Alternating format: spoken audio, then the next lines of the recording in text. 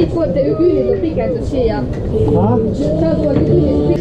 Või see on nii nagu kaasaja siis need suusamaratonid, millest väga hästi teab kindlasti Jörgen Aukland, et on 60 kilomeetrit grupis loksumist ja 100 meetrit suusasprinti. Pitikö se kannatti olla? Se oli vaan ensimmäistä miehet. Rahul Olle Oll, kui sa oled kuulda, äkki tohid palume sind paluda veel kord siia sekretariaadi telki ja ma arvan, et me palume siia ka Tarmo mõttes, Tarmo, kui sa oled kuuldel, siis äkki sa viitsid vinnata oma advokaati natukene tagasi, vaatame, saame sinuga siin väikese intervjuu teha ka video kokkuvõtte tarbeks.